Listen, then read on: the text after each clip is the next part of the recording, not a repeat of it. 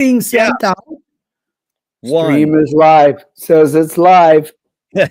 Hello, Global Theater. My name is Gerry Fialka. Today is March 21, 2025. Want to thank Rob Grant and his amazing podcast, I'm Probably Wrong About Everything.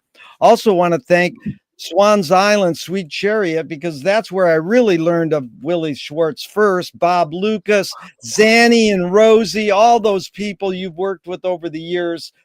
Willy, it's a real pleasure to be here again with you. Part one was November 22, 2024. Where are you calling from today? I'm not calling. You're calling me.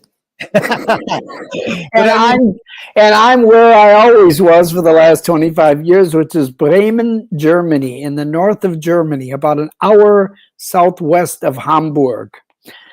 I live here. Yeah, I live here since many years. Well, we covered a lot in part one, and here's the first question in part two. Can you conjure up your earliest memory ever, or one of them?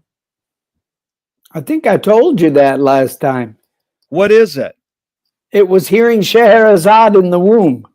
That's right. I'm sorry. So, then you start playing music. No, wait a minute. But I had in the meantime, a very early memory. Okay. Our family was down at the park by the lake in my hometown, and I wandered down to the dock and I fell in the water. And I not only fell in the water, I don't know how young I was. I was young. I was a toddler, say. But I couldn't come back to the surface because my head hit the bottom of a boat. And somehow my mother, who was preparing sandwiches up the hill, said, "Where's Billy?" And somebody motioned down to the water. My father rescued me. But that was very, very traumatic. Almost drowning as a little kid. Yeah. Anyway. Well, I'm glad I asked that again. That's heavy. So, you started playing melodies on the piano when you're 7. Your parents are singing. Where did you ever have aspirations or callings to pursue anything else than music in your life? Was that it right from the beginning? No, absolutely not. No, I was every bit as much engaged in art, in visual art, as I was in music for most of my young years until almost about graduation from high school. I painted, I drew, I sketched, I sculpted. I had a one-man show in high school where I sold like $800 worth of canvases and stuff. And a couple of years later, when I got into Indian music, I was about a senior in high school, getting into Indian music, listening to Ravi Shankar and stuff. A friend of mine who knew the Gerber baby, Daniel Gerber, lived in Fremont, Michigan, where Gerber baby foods originated. And a friend of mine came down and he said, he had this beautiful sitar, absolutely gorgeous, top of the line sitar, and just said, "Here, fool around with this." So I fooled around with it and I said, "Man, I sure love playing this instrument." And then the idea occurred to me, I have a painting here. That's what should be hanging on his wall, and not the sitar, because he told me it was hanging on his wall. I said, I got something that's more adapted to hanging on a wall, and this is this painting. So he brought Danny Gerber the painting. Danny Gerber liked the painting, and the swap was made. I got my first sitar from a millionaire baby food baby who's on the every jar of Gerber baby food, the cute little baby you see there. That's amazing. Really quick, Willy. I grew up in Michigan, and my name is G-E-R. I always related that Gerber food. Now, did you Gerber? G-E-R. So Bob Lucas was raised in Michigan. Were you raised in Michigan at all? Yes. Bob Lucas and I, we both came from the same hometown, from Holland, Michigan. Oh, from Holland. That's Yeah, right. you see, Bob's ancestors were settlers in Holland in the 1840s, who were Calvinists who went away from the Netherlands because the Netherlands was getting too doggone liberal. And these Calvinists wanted to have a place where they could work hard, pray 8 times a week, and go straight to heaven, And so they founded Holland, Michigan, which legendarily had a church on every corner. My dad got a job opportunity there out of sheer coincidence while living in Chicago, cramped in with his in-laws and my mom and my sister. They had just come over from Europe in 1940. And through ironically, the Jewish Welfare Bureau, he got a job interview in Holland, Michigan. And what was in Holland, Michigan? A guy named Abner Doble had bought up the patents for the Stanley Steamer, which was a steam-powered motor car in the 30s, which went bust because the steam kept exploding. They kept, the boilers. But they managed to sell the patent to this steamer to the Greyhound Bus Company. So the Greyhound Bus Company was going to outfit their whole fleet with these steam-powered engines, a very early alternative energy scheme. And then, so my dad got hired as an engineer. And then they declared war on Italy and on Germany and on Japan. And my dad lost the job. They under the same act that they deported that Mohammed Khalil, the Alien Enemies Act of 1798, they classified all Italian, German, and Japanese citizens as enemy aliens. Whoa. Yeah, and my parents had bought their house with cash because, they weren't Americanized yet. They bought the house with cash, and my sister was already a little toddler, a little kid. My mother had another one on the way, and my dad was unemployed. I walked pounding the pavement. They took their camera away. They took their radio away. They couldn't leave the city without written permission. I mean, they didn't put them in camps like they did the Japanese, but for a year or two there, it was pretty heavy for Italians who were applying for U.S. citizenship. My parents, of course, spent the whole war years in fear and terror, also for what was happening to their families back home, and rightfully so. And then the 50s came along with the McCarthy and the super anti-communist. My dad was a lifelong socialist. So it wasn't until the 60s really that our parents blossomed and became who they really were. They spent the 40s and the 50s producing kids and looking for jobs.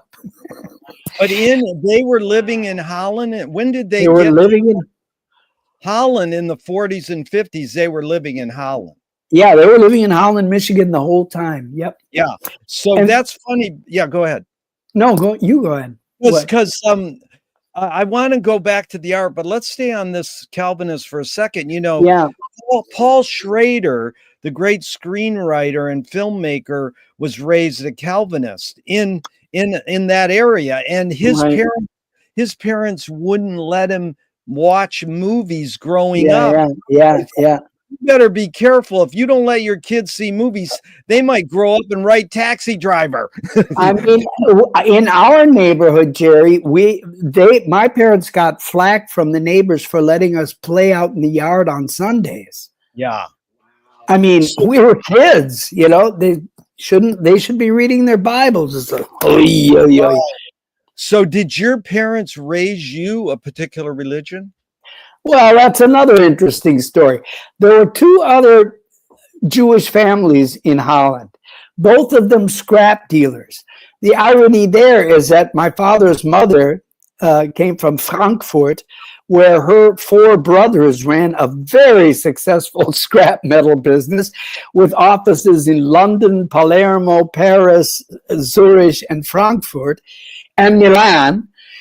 And so here were these Jewish scrap metal dealers, neither of which these families reached out to my parents, who weren't practicing Jews anyway. But so what happened when my dad lost this job and was pounding the pavement, the next door neighbors, bless their hearts, Xenia and Earl, they practically taught my parents how to be Americans. You know, my parents grew up fairly well off, urban, assimilated Jews in, you know, well-to-do neighborhoods, which means they had a cook, they had a maid, they had servants to do everything. Not servants, but you know what I mean. They had hired help to do everything. So for my dad to change, not a light bulb, but like to figure out electrical, he was an engineer, so he wasn't stupid, but all that do-it-yourself America stuff, you know, where you've got your own toolkit and you have a whole set of wrenches and this and that. You can do some minor plumbing, you can do some minor carpentry and so forth. He learned that all from Earl. And my mom, on the other hand, learned how to be a good American housewife from Xenia. So when my dad got fired and they were, you know, they were in up shit creek, so to speak, Earl had a good friend whose name was John Donnelly, and the Donnelly brothers had a glass factory in Holland. These were the guys who got the patent, the first patent for the rear view mirrors that tip so that for night and day, which made them a fortune, a huge fortune. But John Donnelly hired my dad after talking to him and realized this wasn't some paisan from Caserta, but a university educated guy who spoke 5 languages and like that. They became intellectual friends, and eventually they converted to Catholicism because these were Irish Catholics. He said, your parents converted to Catholicism at their 40s? What age were they about? Yeah, my dad was born in 1908. My mother in 1913. Yeah. So because they raised you Catholic? We were raised Catholic. I was kicked around by the nuns. We had to do all that stuff. Yeah, so I've got this double karma of the Yiddishkeit and the Catholickeit, to overcome my whole life, but especially the Catholic thing. I mean, really, and the thing was that as soon as the 60s came around, as I said, my parents blossomed then. They dropped out of the church. They did. My dad was, when he first converted and got baptized, they immediately made him the organist and choir director. So for many years, in fact, I have recordings of him directing the St. Francis choir. He would direct from the organ. You know, he'd be playing it and giving directions while he was very musical. But ironically, he couldn't carry a tune. He was absolutely... He used to do the family bookkeeping every Saturday down in his office in our basement. And he would listen to the lyric opera from Chicago or for the Metropolitan from New York on the radio, of course. And we would hear from upstairs, dwa, dwa, dwa, which was him trying to sing along with Verdi or Puccini. So, Willy, do you pray? Yeah, I would say I do, yeah. And if God exists, what would you like God to say to you after you die? Whoa, what a loaded question. What would I God to say to me? I mean, assuming... I'm overwhelmed by the question, Jerry. What would I like God to say to me after you die? What's that cliche phrase? Hail and well done, or whatever. Yeah. No, you know what I mean? Here's the voice of God. I don't know if this comes over the 5,000, 10,000 miles between us, but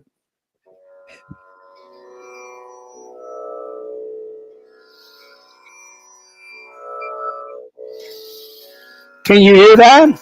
Yes, that's what you want him to do, is play that. No, he doesn't have to play it. It's there all the time. Oh, it's there all the time. This is an instrument that has every possible note in the universe within 4 strings. All the overtones, all the undertones are there. And I've been playing it for 50 years and more. And the more, it's used to accompany Indian classical music, the tanpura. But it's much more than that. It's a device. It's a vehicle. Yeah. So know, that was good. Let's stay on that instrument for a second. Okay. McLuhan says everything we invent extends some humanness. The knife and fork extends our teeth. The shutter in a camera extends our eyelid. Maybe even non-tangibles, say religion or philosophy, extends consciousness. What does that instrument extend for you? What humanness?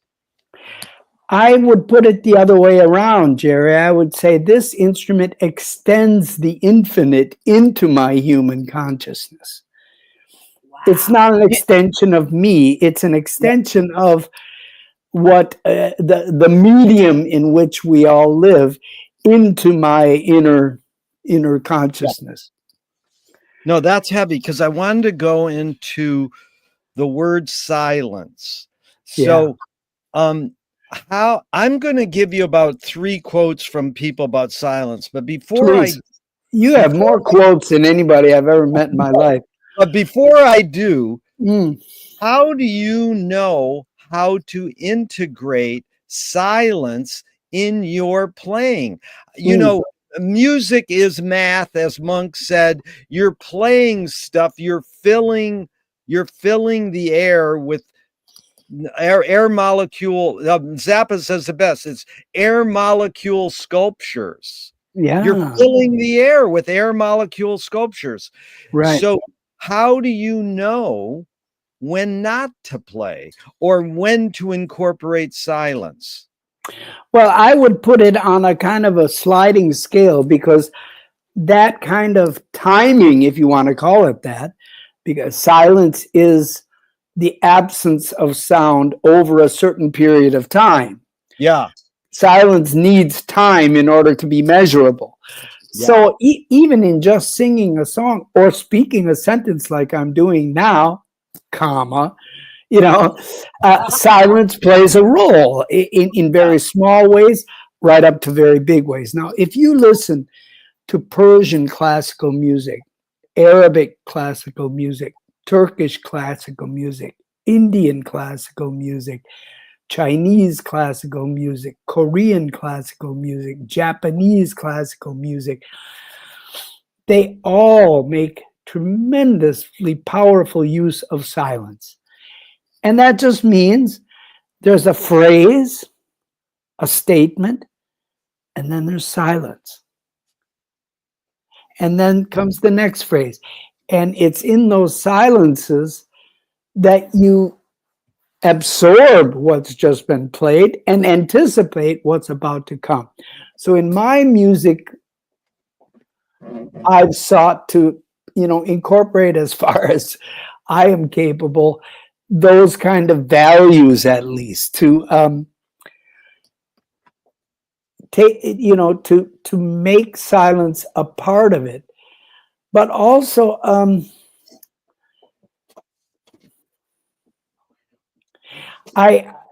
the power of silence. I was invited to sing in the cathedral here, the ancient medieval cathedral of Bremen.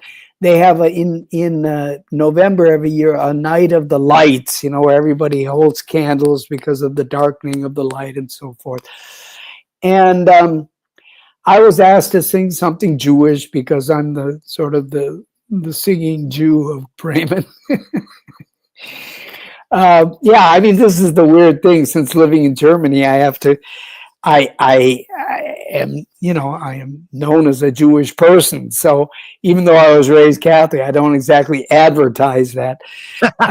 Because let's face it, I mean, I've profited from it. I can't deny it. I've, a good part of my livelihood over the decades has been from playing Jewish music, everything from klezmer to. So anyway, I sang this, whatever it was something biblical about peace and this and that.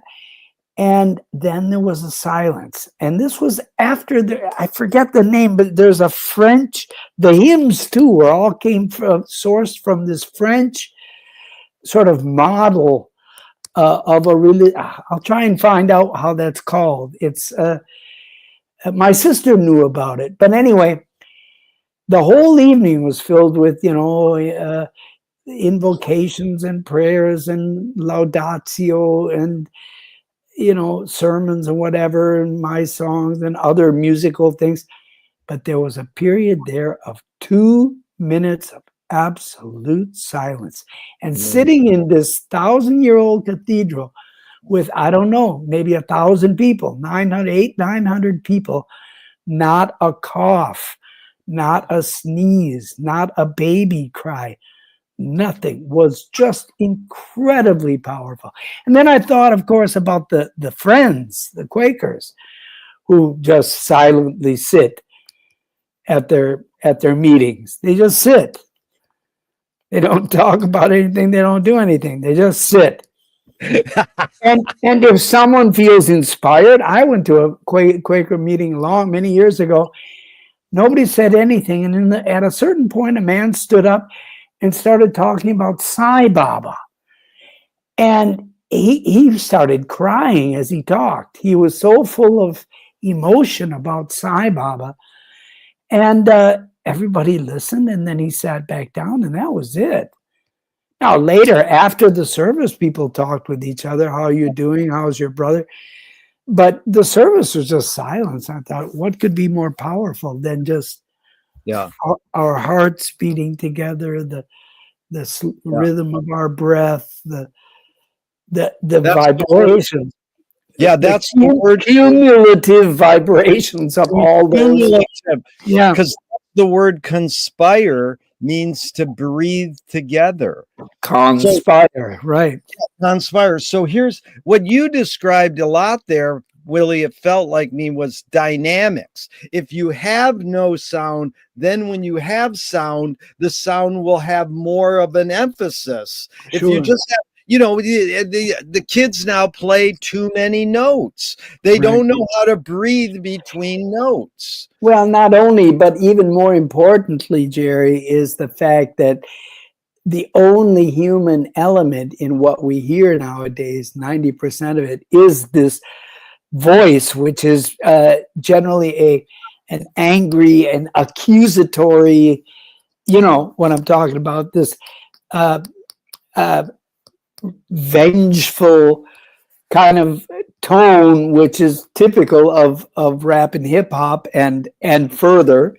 Right. And but all the rest is AI. All the rest is the drums, the guitar, the bass, everything, the keyboards. It's all mechanic. It's all computers. Yeah, but I Willie, it's like Duke Ellington said, there's good music, there's bad music. Me and you have an aesthetic. There is good rap and there's bad rap. I know what you're saying overall because it sounds like attack dogs. It's like, but here I have an exact example of what you're saying by someone who is the guy. He's the oldest band in the history of the world. George Clinton, Parliament Funkadelic. His band's been together for 70 years, more than Sun Ra, more than Count Basie, and he's still playing. And he's still playing. George Clinton. George Clinton is still playing, and here's the thing. I didn't know that. Here's what he says. Funk is the absence of. He knows that funk music is where you don't play. you give some space. Now he's more playful than Attack Dog, and he spawned the hip hop and rap dudes. But I'm just saying that's one quote. Now here's the next quote, because we're going to go full circle to exact. Remember the last poets? The last poets are the godfathers of rap in a lot of ways. They knew dynamics, but anyways, everybody knows dynamics. They just do it in different ways.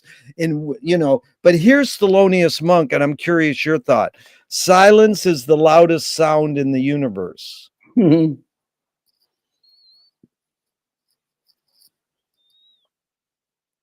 What do you think of that? Yeah, well, they don't call it deafening silence for nothing.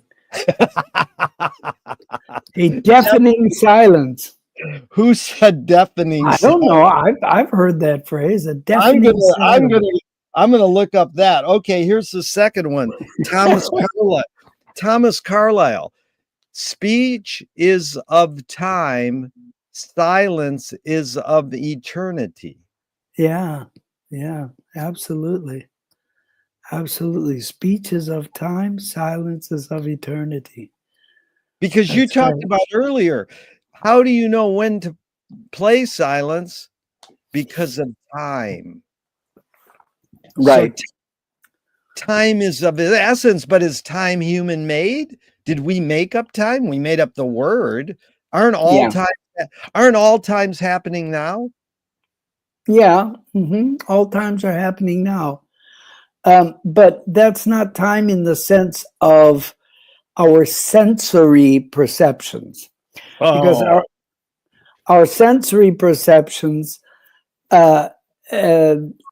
regulate and perceive the this phenomenon of sound and the phenomenon of no sound, which we call silence, but actually isn't, because the only true silence is when you're dead. I mean, if you sit in a quiet room, you'll hear your blood coursing through your veins. You'll hear the heart. You'll hear your internal organs. This is what yogis do. I have a problem. I have the curse of an ohrwurm. You know what an ohrwurm is? How do you spell it, first of all? OHRWORM. It's an earworm. It's now been used in the West, in America and Britain and so forth. It's an old German word for a melody you can't get out of your head. Yeah. And man, I'm telling you, I've talked to a lot of people, including some great musicians and a few shrinks. One person said, this sounds like obsessive compulsive disorder, OCD. And it is, because I had this melody. I'm not going to divulge what it is. One day I thought, I'm going to listen to that. And it just scared me up a YouTube of it. And I mean, it doesn't matter what that melody is. I know thousands of melodies from Kashmir, from Vietnam, from Kenya. But one melody is always there in the background. So I'll try and eclipse it by thinking of a different melody and thinking that. And it's, and then I find myself making, doing these little variations and stuff. And the variations turn out to be variations on that same melody. And it's really, it's driving me insane. I'm telling you, the whole time I had COVID, I was hearing this one melody in my head. The whole time, this was, weeks. But who composed the melody? It doesn't matter. It doesn't matter. Oh, wow. So you won't reveal what it is or who composed it. Well, during Corona, frankly, it was a Chopin. It was a melody of Frédéric Chopin. Oh, okay. And I knew it was Chopin, but it didn't make any difference. It was their day. It was their night. It was their sleeping. It was their waking. And I would play something, listen to something really catchy, whatever, baby, you're a rich man, or something that would completely drive me. And when that was finished, there it was. And I'm in the middle of the night, I'm hearing it, and it was driving me crazy. Now it's a different melody. It's been a different melody for a couple months. couple months, I'm not exaggerating, this stupid little Hungarian melody. And I did some research online, about Ohrwurm and OCD, obsessive compulsive disorder. And it is, in a way, there's some part of me that compulsively and obsessively keeps playing this melody in my brain, and I don't know how to turn it off. Hey, Willy, have you ever written a book? I wrote a memoir during COVID, that's about 300 pages long. But you haven't published it. No, I've never published anything. Do you have a title for it? Do you have a title for it? I just call it Origins. Origins? Yeah, okay, but I mean, it's not been edited. It's not been. I just typed and typed and typed and typed and typed. Well, we were all locked down, and during the lockdown, I just, it actually started on Christmas before COVID. That is in 2019. And a good friend of mine from LA, a wonderful woman you should know, named Amy Ludwig, who's a playwright, and she lives in LA.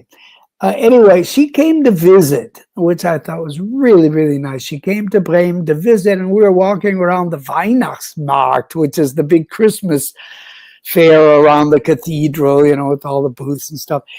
And I told her some weird story, and she said, "Willy, you got to start writing this shit down." Yeah.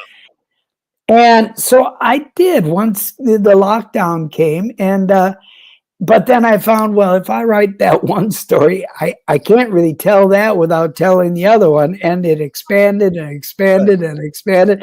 And finally, I was going right back to the stuff I was telling you about, the family history, the Holocaust. It's very important because you're a very distinct, concise, articulate storyteller. And that whole story about the earworm should be a feature film. That could be a great. How could that be a feature? How do I finally get rid of it in the end? Come on, give me the. We'll talk about that. We'll talk about that as another project. One thing you just said, I wanted to ask you, because John Cage said, "I want to hear silence." Because here's what it came from. You said, "When you're dead, you'll hear silence." I don't know. You don't know that for certain. That's your guess. No one's died and said, "Here's what happens after you die." We don't know that. So my book says no one is going to die. You never die, because dying is things exist in relationship. So if you don't know what happens, we can't say what happens after you die. So everything is relationship.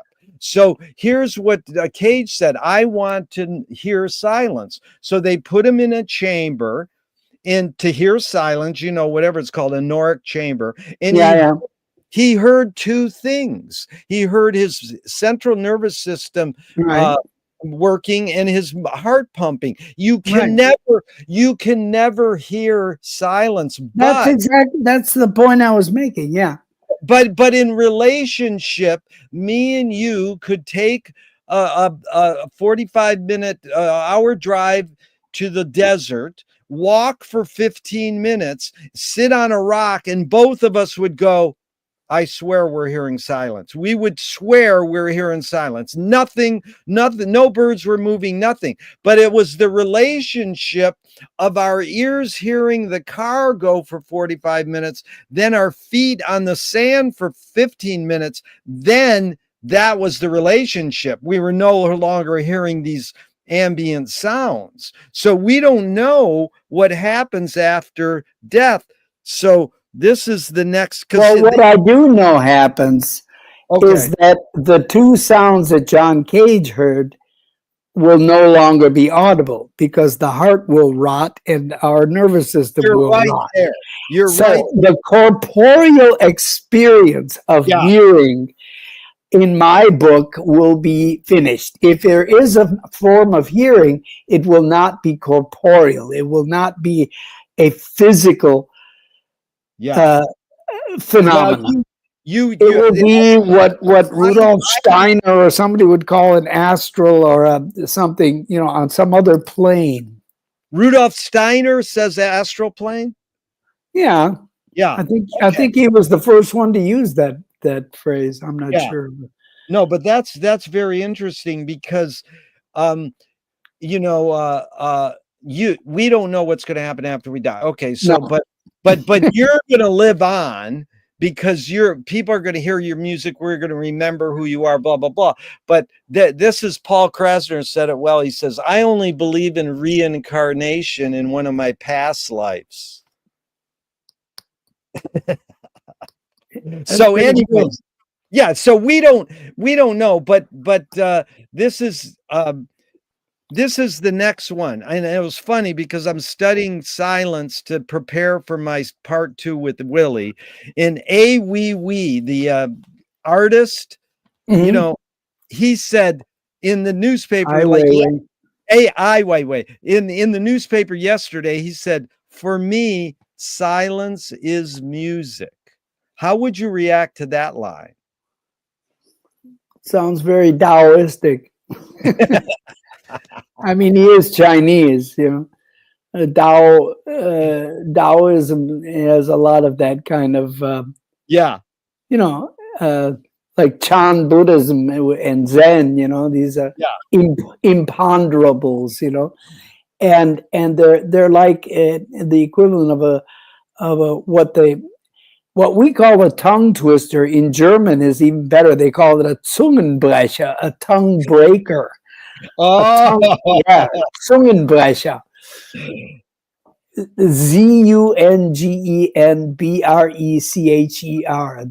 Zungenbrecher.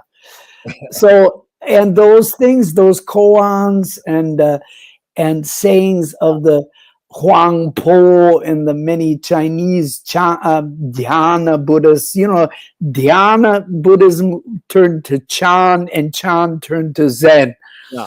And so, these were supposed to be brain breakers. These were supposed to be things that if you contemplate long enough and you finally get, boom, there's like an explosion in your consciousness. So, I mean, they don't deserve an answer. They're not looking for an answer. They're looking for a solution, That's funny because that's the sound of one hand clapping and all that sort of thing. Yeah. That's what James Joyce called it an epiphany. He took it out of the religious. It's the wow moment. You have an epiphany. And the great thing that Joyce taught us was you can have epiphanies in everydayness. Yes. You don't have to go study. You don't have to, you can have an epiphany, stub your toe, you know. Okay. So you can have an epiphany if you hear the same melody in your head over and over for the rest of your life. Oh man, I'm telling you. No, in what you say about in the Tao Te Ching, which George Harrison quotes, without going out of your door, you can know the things of heaven. The farther one travels, the less one knows. Beautiful song recorded in Bombay with my first Indian music teacher, Ashish Khan, and a bunch of great musicians. I think it's the backside of Lady Madonna. It's the only song George Harrison ever got on a single, as far as I know. It's called The Inner Light. As a Beatle or as a solo album? No, as a Beatle. This was put out during the Beatles. Yes, it was put out in 66 or 67. You never heard that song? Without going out of your door, you can know the things of heaven. The farther one travels, the less one knows. George Harrison did the soundtrack for a shitty Australian movie called Wonderwall. Do you know this music? I know Wonderwall. Yeah. that sound was one. amazing. Wonderwall was just absolutely changed my life, because there are pieces on there. For instance, there's one. There's Ringo Starr plays on it. Eric Clapton plays on it. There's one piece where they've got the Clapton's guitar going from left to right and from right to left in the headphones, and it's very psychedelic, and it's very, late 60s rock. And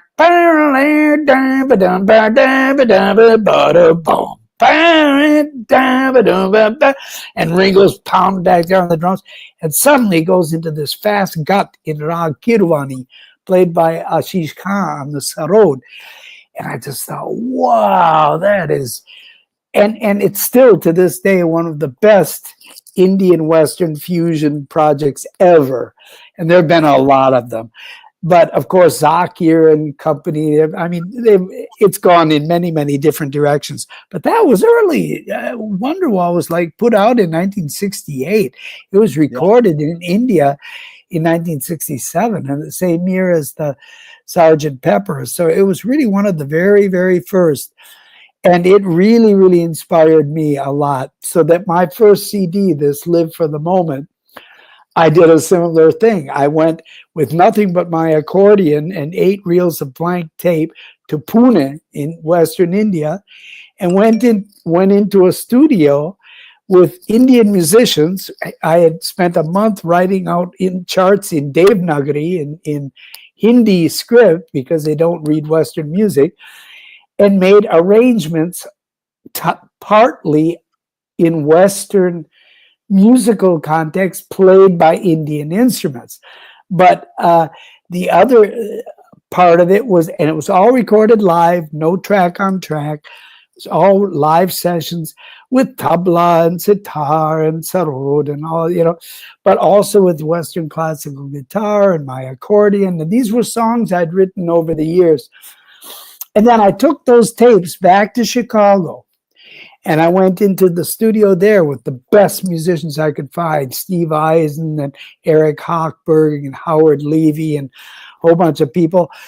And also live there, recorded the Western, Paul Wertico, the drummer for Pat Metheny, all these great, great Chicago musicians I knew.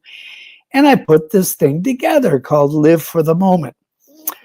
And then a few months later, I met my soon-to-be wife, Zabina, in Chicago. And we spent 2 years going back and forth, Chicago, Bremen, Bremen, Chicago, Chicago, Bremen, not knowing who was going where. And suddenly, because I had given it to a couple people, I get this call from Germany saying, "Hello, this is Andreas Schaffer. We want to put out your CD. In fact, we want to make a contract for 2. And so wow, that sounded good. And then a few days later, a guy calls and says, "Hello, this is Horst Wediger," or whoever he was. "I want to book a concert tour, 15 cities in Germany and Switzerland for you." And then I get this interview with the Radio Deutschland Berlin and, the Frankfurter Rundschau. All these people are calling from Germany saying, "We want you," And plus, there was Sabina waiting over here. So it was clear, time to say adios to Chicago and do what I always thought I would do, which is live part of my life in Europe. Willy, what year is Live for the Moment coming out? It came out. I mean, what year did it come out? Oh, it came out in 1999 on a label called Clear Spot. It's all available. It's all downloadable. All my albums are. Yeah. But that was a really great story. This is what I want: tangents, stories, anecdotes. Okay, so let me tell you the coda to that story. Please. So Sabina and I get married in the chapel on the campus of Northwestern University in 1998. And I finally, after all this, I had a manager, I had a booking agent, I had a publicity team, I had a tour booked, and they told me, the label said, "Put together the band of your dreams." So I got the guy from India to play violin, and I got the guys from Chicago to play drums, and my friend Matt from New York to play sax and clarinet. I put together this band that, of course, guaranteed the tour would never make money because just the costs of, the payoffs to get the visas and everything. Anyway, so we go on tour, I do the whole thing. The record is considered a milestone, live for the moment. This gets all these great reviews and stuff. A year or a year and a half later, the label goes bust. Oh no. In the middle of the tour, the booking agent said, I hear you're moving to Germany.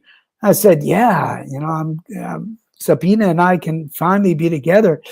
And he said, yeah, well, the problem is when you are Willy Schwarz from Chicago, I could book you. But now if you're Willy Schwarz from Bremen, I don't want to handle you anymore. He tells me this in the middle of a tour. So he was basically telling me, go away. I'm yeah. And then, of course, the manager took off. I was left with, bupkes, as we say in Yiddish. But yeah, sitting in Bremen at the end of the tour, no manager, no label. I mean, the CDs came out, including the second one, which I recorded entirely in Chicago, which is great. It's called Home. My friend Warren Senders just made a wonderful video. I'll send it to you in a part of a series, an online series called Cool Tunes for a Hot Planet. Yeah. And he's in Boston.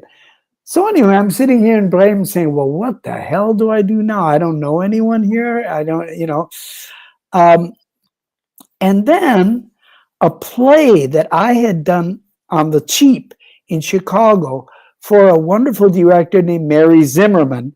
She did a version of Ovid's Metamorphosis, the stories, Narcissus and Midas and all those stories from Ovid's Metamorphosis in an hour and a half version with a big pool of water, which was a great success in Chicago. She asked me, Willy, I don't have much budget. I can only pay you $800.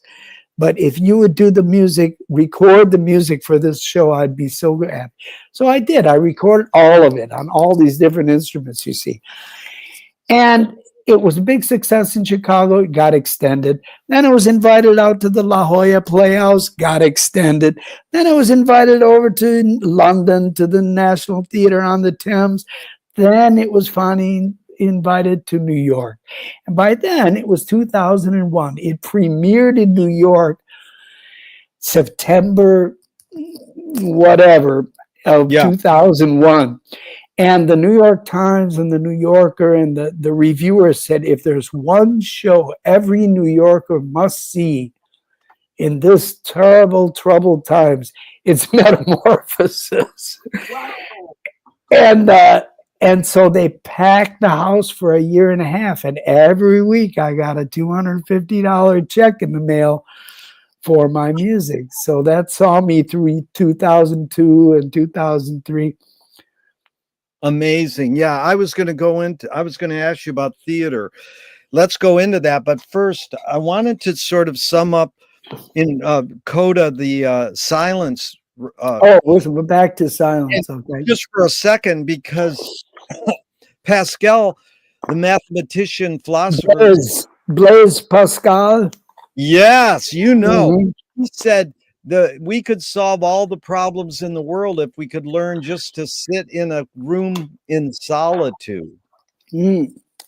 So, I mean, is that similar to silence? Is solitude and silence one and the same? Is that, I mean, we're in a crisis in the world right now. Is that what we need, solitude and silence, or we need action? I mean, we need both, but I mean, just your thoughts on the importance of silence in music, the dynamics in this idea of solitude. Most people are very afraid of being alone. Yeah. Solitude means lonely, solo. Most people are very afraid of being alone. They're afraid of being alone with their own thoughts. Yeah. A lot of people. And so I wouldn't say solitude in itself. Solitude has to be really sought after. like how monks do it and how pilgrims who make the pilgrim walk and stuff intentionally seek it. But then again, as the many great teachers have said, the harder you seek, the farther it withdraws. So that's amazing. The harder you seek, the farther it withdraws. Because that is again what is called flaneur or psychogeography. The people who were sitting flaneur. Where does that word? Flaneur. Never heard that word. Okay, well, this is similar. It's the people in what language is that, Gerry? Flaneur. I think it's French. Flaneur. And it means like the people in France in the 20s changed the world forever. Picasso, Hemingway, and Joyce, all they did was sit at coffee houses and slack. And then that's where Joyce learned you can have an epiphany in everydayness, that you don't have to try really hard to seek something. So when I ask people to respond to Louis Buñuel's quote, I'm for anyone who seeks the truth, but I part ways when they claim they found it. So everybody goes, that's good. I agree with that. And one guy finally challenged it and he goes, that's bullshit. Because if I'm going to seek something, it's because I want to find it. So then I morphed it into this question. It sort of goes along with what we're talking. If the cliche goes that if the journey is more important than the destination, then why do we have to seek or name a destination if the journey's more important? Because of death. I know, my God. But you're of the belief that things end when you die. You don't. Do you think Willy? No, I didn't say that. I didn't say that. I said that. Right. I'm sorry. I said that the organs of perception die. You can no longer hear something with your ears or even with your, everything. This body is gone. I believe that in one form or another, you are dispersed in billions of tiny particles, whatever, miasmas or submolecular things, back into the rest. No, I'm sorry I said that. I don't believe there's nothing after death, but I believe that I'm torn about your consciousness, because once again, your consciousness is also in many parts a product of this body. Of the body, yeah. So even if you're talking about chakras and all that kind of stuff, the Ida, Pingala, Shushumna, I've studied all that stuff, Tantra and all, I've gone through a lot of it. This is all connected with the physical body, and to leave the physical body, like people find themselves floating on the ceiling and so forth. It's a kind of vertigo, but I don't believe it's really an insight into, as you put it, what's beyond there. I believe, like you said, nobody's ever come back to really tell us about it. No one ever. Willy, how about this one? How would you respond to this one? My friend said, what happens to you after you die is whatever you believe happens to you.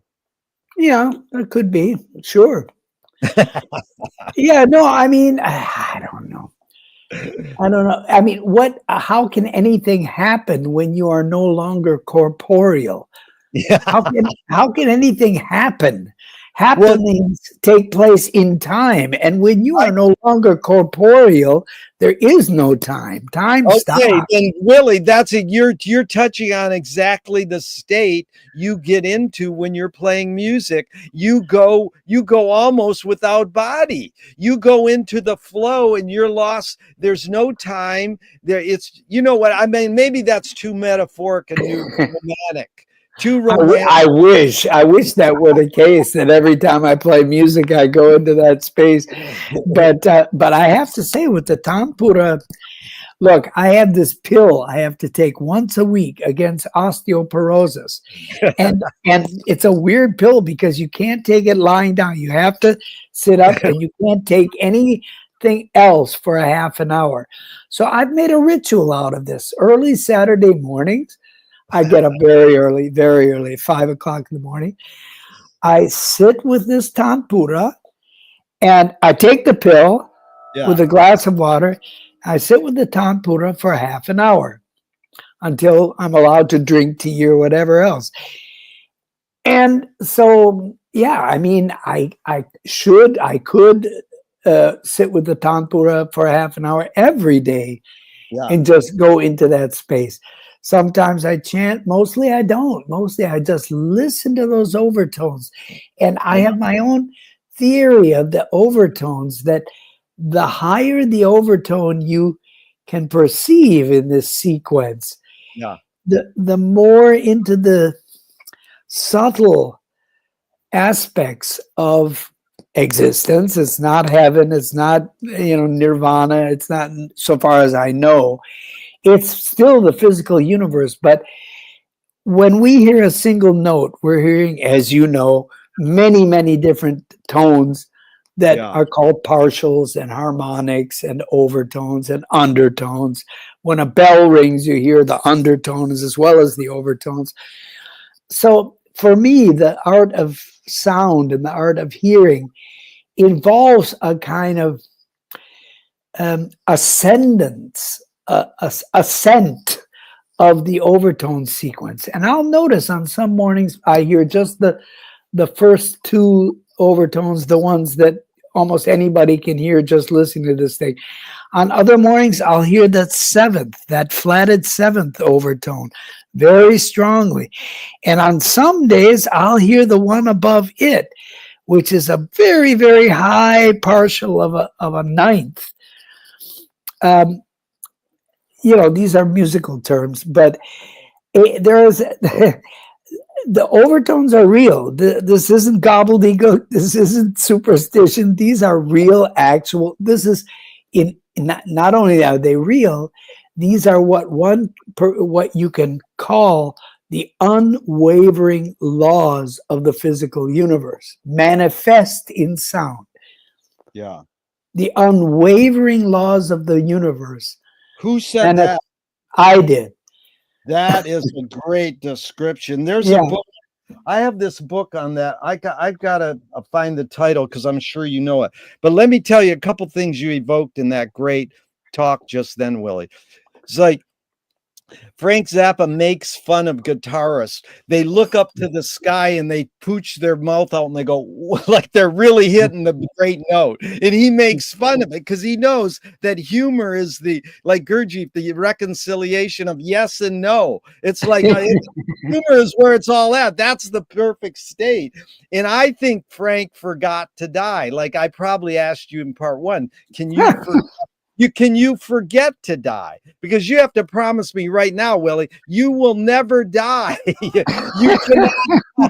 All this talk, you will not die. And so that's when I also went up to Frank once and I said, well, what's what color is the note C? Because Angelo Badalamenti, and my friend said they have color theory. That's called anesthesia. Right. No, not anesthesia. Synesthesia. And when you synesthesia.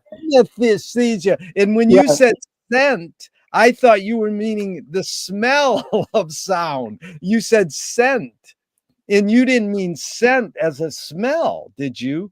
But what did I say scent? Well, I think you were meaning the word sense. And I said assent. Assent. And I heard it as scent. No, ascent. It's a climbing. It's a going up the overtone series. Yeah. And the higher and higher overtone, because they actually don't end. A dog or whatever, or a bumblebee, can hear the ones even that we don't hear. But the ones that we can hear, there's theoretically no limit, depending on how much ear damage we had in our 20s playing in bars. But you're supposed to laugh. You're supposed to laugh there. Thank you. I'm so caught up in trying to understand everything you're saying. Well, I hate when I crack a joke and people don't laugh, and I'm like, oh my God. Remember when Bush, the brother, what was his name? George's brother. Yeah, what was Bush's brother's name? No, I don't know, but what did he say? Well, he said, "Please clap."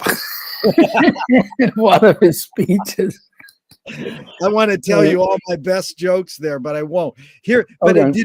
we already reviewed this. You know, Pauline Oliveros said. Oh yeah, Pauline Oliveros. I've met her. She said, if you work with sound, above the audible and below creates a mass. And Frank, they asked Frank Zappa in '69, what do you said you liked that idea? And Frank said, not that it created a mass, it created something audible. It produced a sum indifference tone that happened to be located within the audible frequency range. By combining something so high you couldn't hear it and something so low you couldn't hear it, it yields something in the middle that you could hear. Whether you like it or not is another question. The concept is beautiful. That what Frank is complimenting Pauline Oliveros. What is that? The sum indifference tone.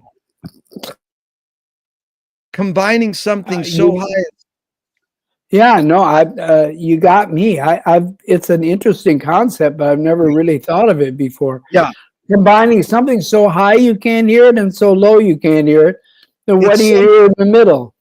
Yeah. And someone said, well, some people have told me different things. One said, no, Frank's wrong. Another person said, oh, that's right. Another person said, that's called overtones. Somebody said, no, not called overtones. It's not called overtones. Someone said it's what air conditioners do. They produce besides giving you Legionnaire's disease. Well, let's go into this. But I want you to comment, especially on synesthesia, because you know, when I asked Frank, what color is C, he goes, I don't know. Ask Rimsky-Korsakov. Yeah, right. Because go ahead. This was a thing that came around in the 18th century already in Mozart and Beethoven's time. This idea of, you know, and who knows? It could have to do with the Masons or the Rosicrucians. What do I know? They were already then trying to tie all these different aspects of aesthetics and religion, and this whole theory of different notes having different.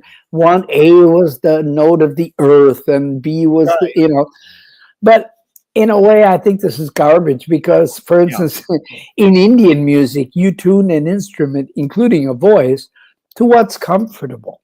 So a note that lies very nicely should be your starting tone.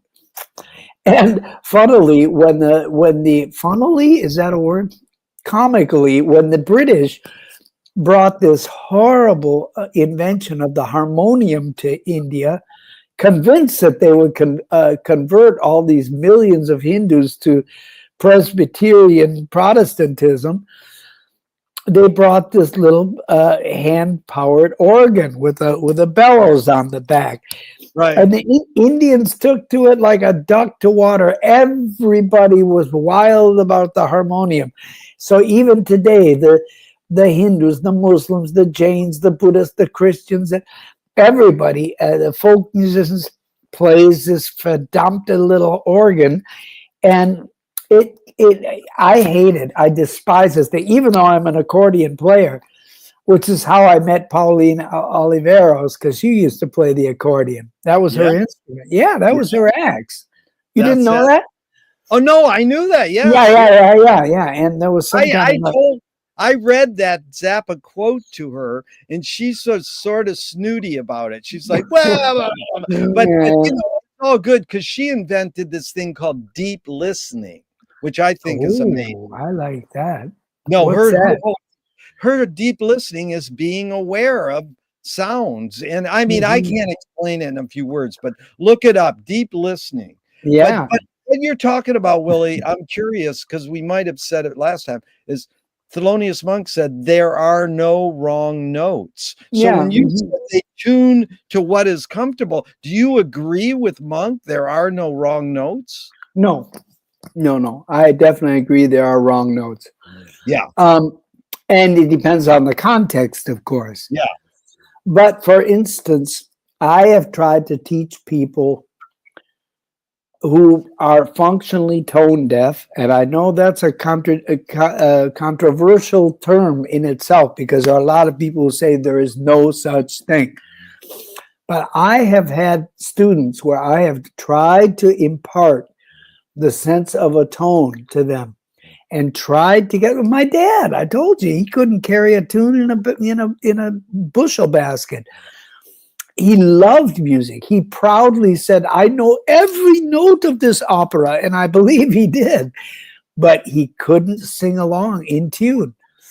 There are miasmas in the brain that connect the particular synapses that perceive tone, and the ability to reproduce those tones vocally. That's a complicated thing. And so returning to the original premise, there are wrong notes, because nothing is more painful to me than to hear somebody sing a D about 2 cents flat or 2 cents sharp. I have perfect pitch, so it's always bugged me, Is perfect pitch innate in you, or did you learn it? I guess it's innate. Well, how could you? Do you got it from your mom, from your DNA? Because you're saying your dad didn't have it and you got it. Yeah, I must have got it from my mom. She could sing very beautifully, but our choir teacher in junior high school used to really piss me off, because we'd go sing for the ladies' Christian Temperance, Women's Christian Temperance Union, with the junior high choir. And Larry Clark, who always kept his shirt, the first 2 buttons unbuttoned so that his hairy chest would show off. He was a real piece of work. Instead of having a pitch pipe like most choir conductors, he would say, "Mr. Schwarz, please give us a C." And I'm like, C. It's like, put a kid on the spot. Wow. A 13-year-old kid being commanded to give a C for the whole choir. Oh, man. That's heavy. So, Willie, let's go into theater for a second, because it was an amazing. So, first of all, I've studied and tried to figure out what was maybe the first human invention. And see, I ask people constantly, and they go, managing fire is tools, language, blah, blah, blah. But, one person said, realizing that there's another person, that you see the reflection of yourself in your mother's eyelid, or you see another person. So the first human invention might be the concept of the other. It might be the line, like George Carlin said, comedians draw a line and then cross it. So the line might be the first human invention. But these guys you're talking about the first human invention, or what? First thing humans ever invented, was just to study how we shape our tools. Actually, right. Churchill said, "We shape our buildings, then they shape us." And Mm. McLuhan updated it and said, "We shape our." Never met anybody with so many quotes Yeah, as Gerry Fialka. I'm well, telling well, well. Here's the whole point: is to how do we reinvent? How do you reinvent? You know, it's like, bless you. It's like Excuse me. reinventing it. Like, how do you change the quote and make it, more relevant to the moment? It's like, oh, that was a great saying, but how do we change it? So McLuhan took it and said, "We shape our tools, then they shape Shape us." us. Yeah. Yeah. So these two guys in South America, Augusto Paulo and Boal and Paulo Freire, the theater of the oppressed, they said theater was the first human invention, which is an amazing thought because it sort of encapsulates everything: tools, gesture, grunting, whatever was the first human thing. And they promoted theater as for social and political change. They thought the audience should be active in the theater, that shouldn't be separate. It should be one and the same.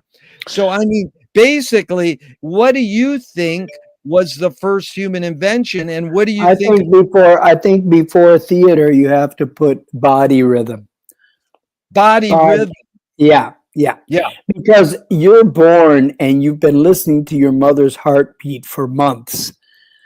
Not only her heartbeat, but the guzzling of her stomach, her farts, her voices from the more you develop voices from outside, when they're shouting or when there's a loud sound, you hear that in the womb, and you're in this amniotic fluid, which must be, some kind of a amplifier of some things and so forth. So already when you first see daylight, you've had all this sound experience.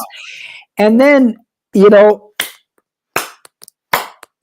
patty cake. One of the first games we learned is body rhythms. And so when it comes to stuff like, this hand slapping of your thighs and all this kind of stuff, and then when you're into that, you're suddenly dancing because you're left and right, and you're right and you're left and right, and then stomping your feet, stomp.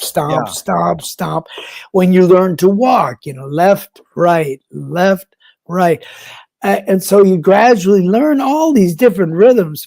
Theater comes as a natural product of that, and as you say, encounters with others, because then when I work out in a fitness studio trying to put on some pounds and some strength 3 times a week, and you know what I listen to? I listen to field recordings from Nigeria and Congo and Ghana and Kenya from the 40s, and how they first started introducing, for instance, string instruments and then even electric instruments, but purely African, in a purely African sense, without any influence from Chuck Berry or Andres Segovia. They got hold of these things and they used them in a purely African rhythmic sense. And I listen to stuff 3 times a week in these workouts, and I'm just astounded at the musical fecundity that these people have. And this goes back 10,000 years. I mean, this has been. You listen to these polyrhythms, and you hear one guy playing a perfect 5/4, 1, 2, 3, 4, 5. The other guy is playing 6/8 over that. The other guy is playing 3/8 over that. And they all mesh together in this incredible, if you were to chart it out, it would really be, which is, like what Steve Reich and Philip Glass were very much inspired by this kind of thing, and by Balinese and Javanese gamelan music and etc. So I don't know where really it leads perfectly. Beautiful what you just said, because one is when you threw in Chuck Berry there, I loved when They asked King Sunny Ade, where did you get your sound from? And he said, James Brown. And then they asked James Brown, where did you get your sound from? And he He goes, didn't say King Sunny Day. no, he said Africa. Right. And he really got it from, but a lot of places. But it's a funny little Mobius strip. But you're saying this is what you're listening to is pre them even hearing Chuck Berry. Right. African. That's right. That's right. And if you go on YouTube and you type in African field recordings. Yeah, I'm going African field recordings. There's gobs of them. Yeah. And some of them are pretty well recorded. And these ones from Congo and from Nigeria and stuff, incredible stuff. So here's where, Willie, look at, my friend taught me, Carolyn Casey, biomimicry. She got it from somewhere else. Humans mimic the nature, the animal. Mm-hmm. But I love, someone suggested, well, and the question is basically, what was the motive of the cave musicians, the cave artists, the cave dancers? Your guess or hunch, but basically to set it up is, did we hear birds singing and then we go, we can do that? Or did the birds hear us whistling and then they mimicked us? No, I don't think so. I think the birds, I listen to these two blackbirds every morning. Now it's springtime here. Yeah. And they only, they sing in the spring to attract the mate and then to defend their nests and so forth. Yeah. And they, after the summer solstice, they stop singing. The only sounds they make are threatening sounds and so forth. But these two guys, they go at it. I mean, the one will sing a phrase, and the other one over here will go, oh yeah. They literally are topping each other. I mean, I'm listening to this with the musician's ear, and I'm saying, my God, listen to that. These are theme and variations in competition. Yeah. Two male birds. They didn't get that from us. We got that from them. That's Charlie Parker and Miles Davis. No, you would love it. You know that guy George Russell? Amazing composer. And he used to sit with Miles at the piano and he would go, check this chord out. And he would hit a chord, dong. And Miles go, that's nothing. Check this chord out, ding. And they were just making up chords. What was the motive, your guess, your hunch, of the cave musicians?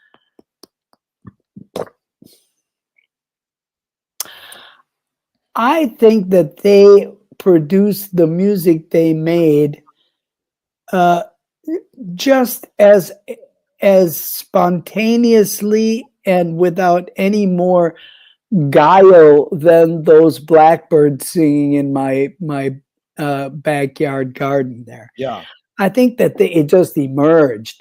Yeah. I mean, playing their bodies first, this where you slap your cheeks and stuff, and mouth musics of various kinds, and body slapping and clapping and dancing and so forth. I think they just started doing it because they discovered they could. It didn't have any special significance, but the more they did it and the more different variations they found, then they, perhaps somebody came along and said this particular rhythm is associated with a thunder god, and if we keep dancing, it could have been some kind of a prophet, who said, I think we should dance. We haven't had rain in 6 weeks. Let's try doing this, dance or this chant or whatever. So much of it is spontaneous, and you hear this in these old field recordings too. It starts with this little harp thing that is basically playing two chords. They're both out of tune chords in Western music, but they're chords. They're and then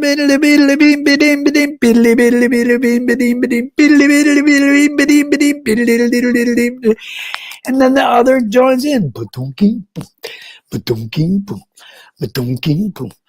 I mean, it becomes, it's jamming. at its finest. It doesn't have to mean anything. It doesn't have to be for the sun god or for the rain god. It is what people do, and they do it spontaneously in every part of the world, you know? Yeah, that's Stravinsky ripped off the field record, you know, the women singing in the field. We know that. He didn't rip No, them off. I didn't know that. He was influenced by it, but he also gave lectures. Music means nothing. Yeah, yeah. And I've asked people, we discuss it, what's the function of music? And one person says, there's no function. It doesn't mean anything. And that's the beauty of it. The best artist in Venice Beach, Dougo, he said, art isn't. But here's the next question. We got about 10 more minutes, and we gotta plan a part 3, Willie, because this got to be no, really? This got to be an 8-part Netflix series. Okay, but Joyce feared thunder. He was afraid of thunder. When you said thunder of God, he feared it. And some people think that that's why humans invented language, because they were imitating the thunder. They heard thunder, and then that's how that's how language was invented, or, how it came about. Well, it makes me, I don't have a retort to that, but it makes me immediately think of one of these field recordings. It's recorded out in the jungle, in the forest somewhere, and these people are merrily playing drums and chanting, and in the middle of a huge boom. I think these are the little people of the Ituri forest, the Baka, and what they used to call pygmies.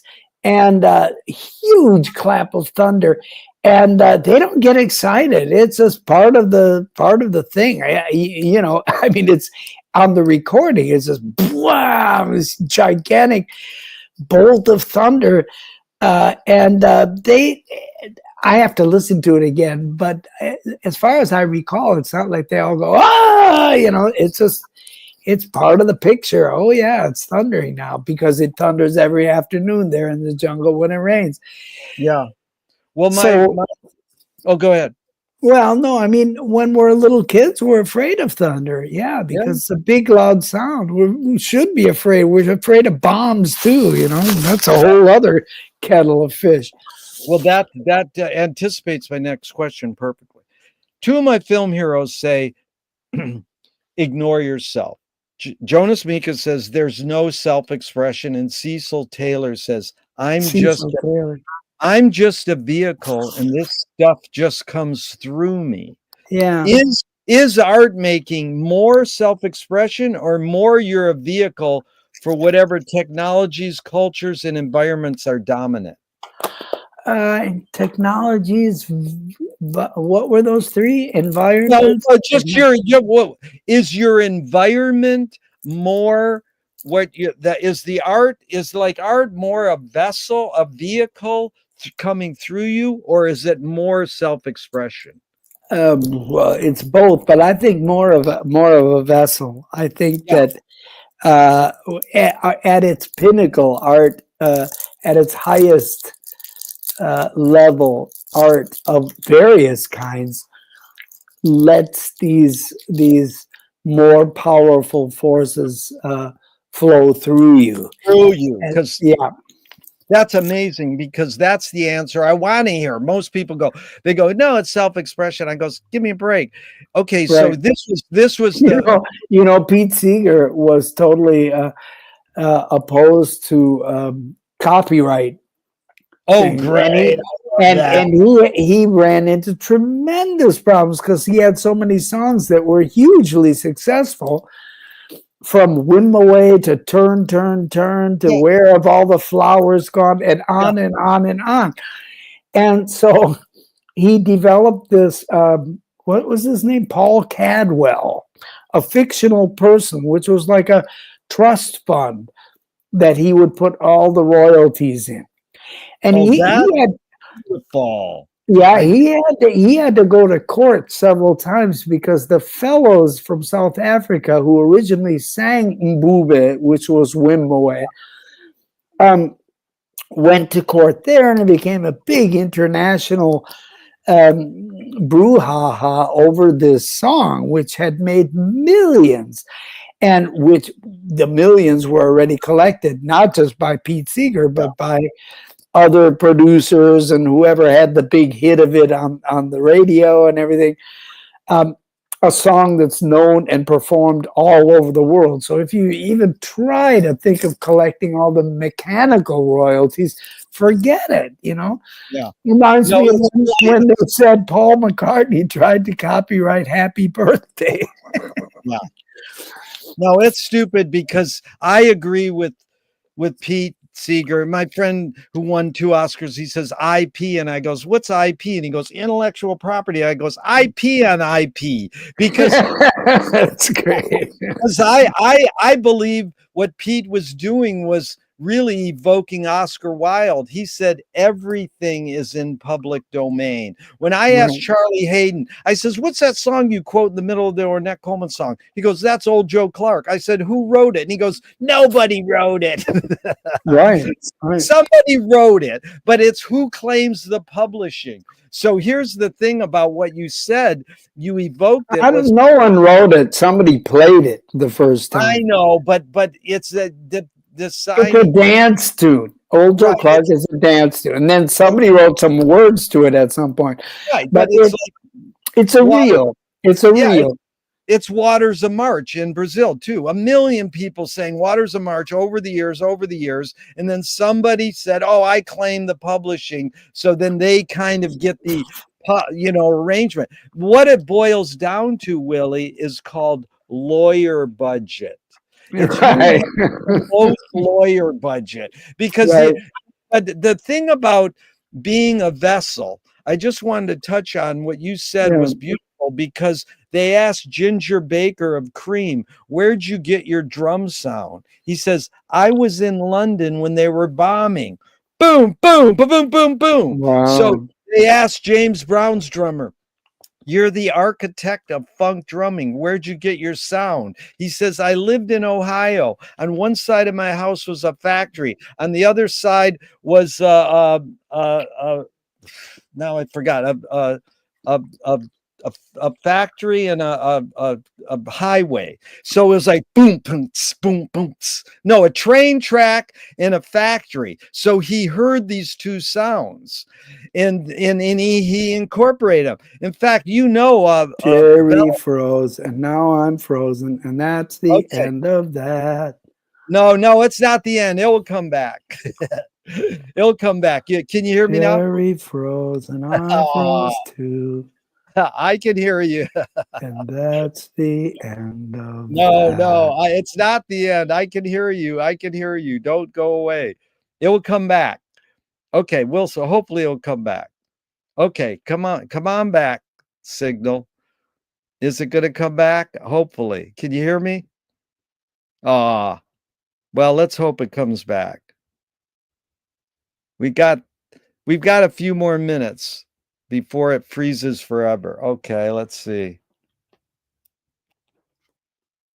Boot out and come back in. That's what you do.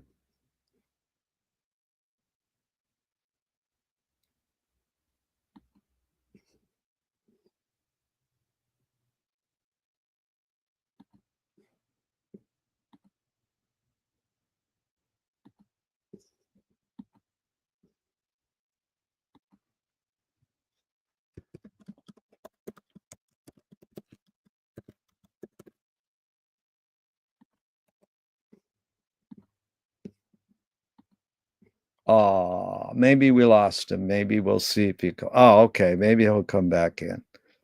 So visit Willy Schwartz's website and check out his music, and hopefully we'll have Willy back someday, and maybe we'll have him back in a few minutes here if he re-enters. It's been a good time. Played accordion and keyboards for Tom Waits. He's worked with David Amram, who I've also interviewed, and many others. Howard Levy, who plays harmonica with Bella Fleck. And it looks like we'll see if we'll.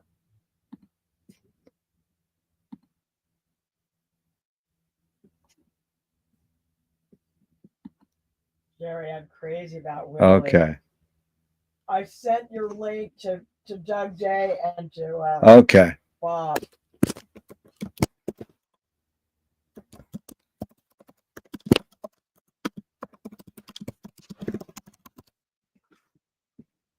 Okay, that's it. So we want to thank everybody, and here we go. We're going to end stream now. Join us again soon.